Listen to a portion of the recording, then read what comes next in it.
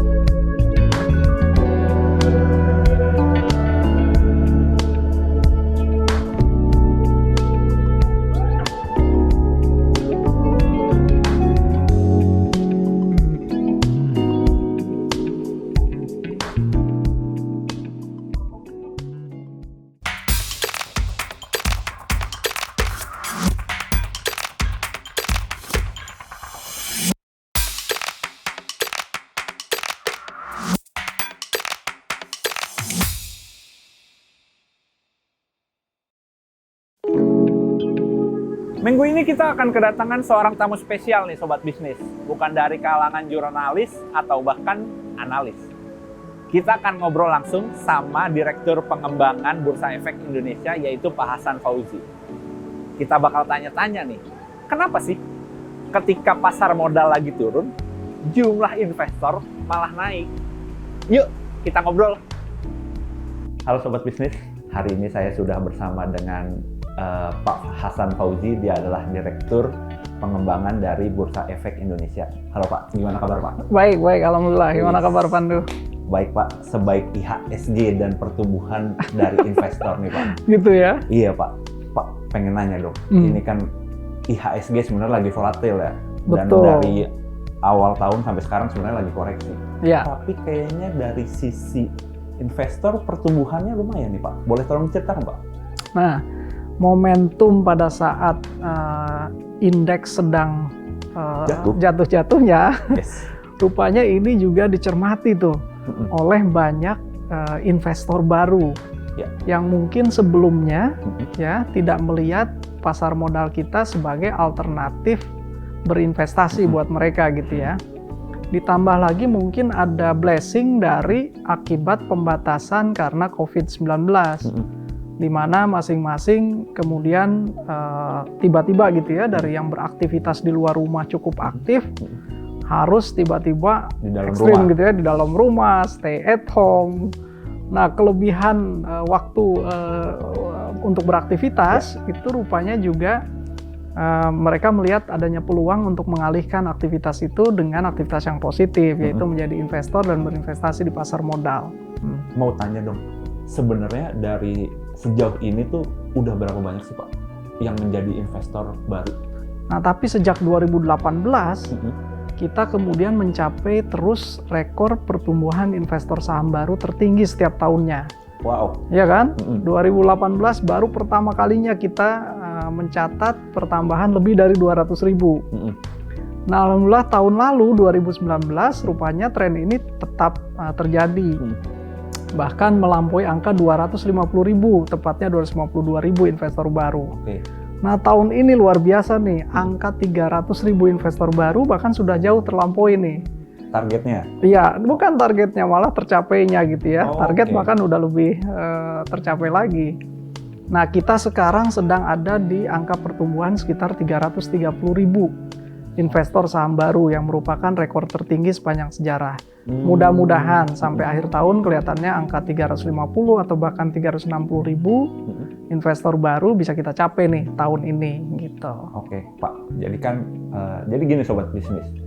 Di satu sisi IHSG lagi turun, tapi di sisi lain justru ada pertumbuhan investor. Betul. Nah, pertanyaannya, Strateginya apa nih Pak? Rahasianya sehingga bisa menggait investor dalam 3 tahun terakhir?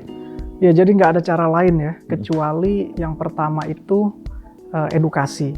Jadi kita nggak boleh underestimate nih, teman-teman investor baru ini bukan investor yang misalnya tidak paham atau tidak memiliki tuntutan akan kenyamanan dan keamanan dalam investasi mereka. Yang kedua, tentu kita harus juga betul-betul mengekspos ya, atau menunjukkan bagaimana aksesibilitas yang tinggi gitu ya, mudahnya, murahnya gitu ya, nyamannya gitu ya, untuk memulai investasi di pasar modal. Lalu alhamdulillah juga Pandu sebetulnya infrastrukturnya sudah sangat mendukung ya, tidak hanya di bursa sendiri, tapi teman-teman di anggota bursa, di manajer investasi juga sudah sebetulnya memiliki kemampuan untuk menawarkan kemudahan itu. Pak Hasan, mau nanya lagi dong. Sekarang tuh total investor ada berapa dan pertumbuhan investor rata-rata di kelompok usia yang mana nih Pak? Ternyata segmen atau demografi investor kita ini komposisinya juga luar biasa. Mayoritas investor kita yang baru itu adalah segmen pertumbuhannya datang dari investor muda nih, yang berusia dini nih, di bawah 30 tahun. Investor kita itu totalnya udah luar biasa, lebih dari 40%. Wow. Iya, yang di bawah 40 tahun misalnya, yang bisa kita sebut masih kalangan di bawah baby boomers ya, udah milenial dan Gen Y-nya ya. Nah itu sudah hampir 70%. Ya. Walaupun dari sisi total aset ya mereka belum mayoritas, karena kan ini investor pemula yang mulai melakukan investasi awal. Tapi jangan lupa investor muda ini menjadi modal kita nih.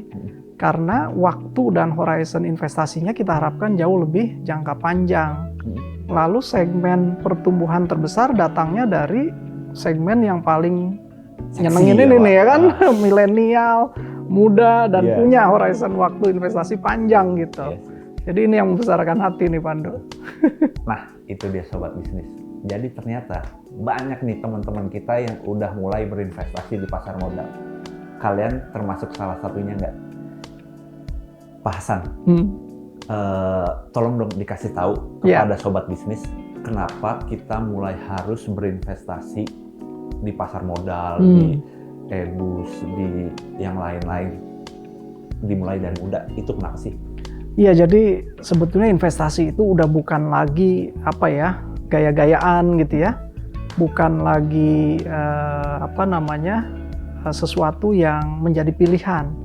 Tapi memang investasi itu kita sebut apa nih? Sobat bisnis ya. Sobat bisnis. Sobat bisnis jangan lupa loh, investasi itu adalah kebutuhan dan tuntutan buat kita semua. Kenapa begitu? Karena tanpa berinvestasi, kita cenderung nanti akan kehilangan potensi untuk meningkatkan dan mengakumulasi aset yang kita miliki. Jatuhnya kemana sih kalau nggak investasi? Yang pertama mungkin teman-teman terdorong untuk konsumtif gitu ya. Alih-alih diinvestasikan, asetnya bertambah, malah dibelanjakan. Syukur-syukur untuk hal yang penting, tapi kadang-kadang kita lupa gitu ya. Belanja, menghabiskan aset ke hal-hal yang kurang perlu. Jadi jangan ditunda.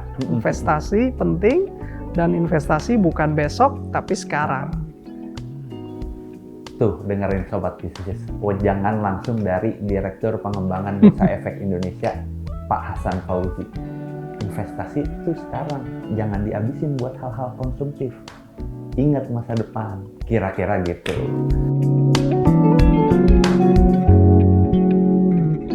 Halo Sobat Bisnis, saya punya 5 tips untuk kalian yang baru mulai berinvestasi, khususnya di pasar modal. Yang pertama, sudah tepat, investasilah sejak dini, ya, jangan ditunda, mulailah dari awal, dari sekarang. Yang kedua, berinvestasilah secara bertahap. Ya, teman-teman sekalian punya aset terbatas sekalipun, jangan ditunda, mulailah secara bertahap. Kecil, dan kemudian menjadi sedang dan besar. Yang ketiga, terus belajar. Karena risiko berinvestasi itu sebetulnya setara atau berbanding lurus dengan pengetahuan kita.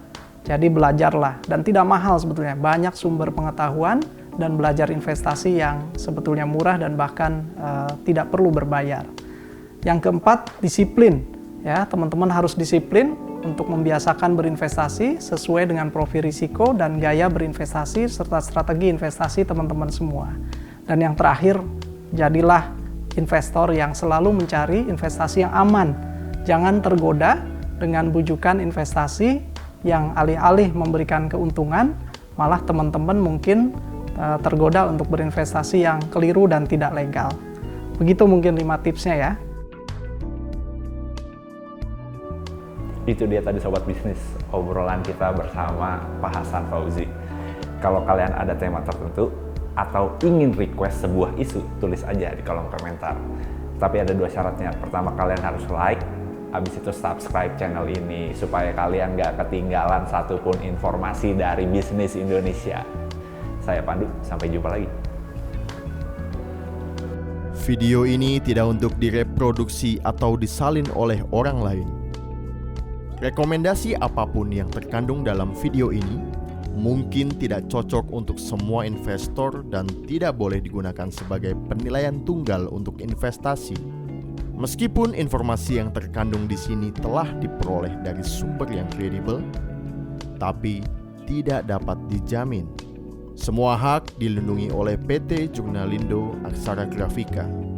Perbanyak referensi, selamat berinvestasi.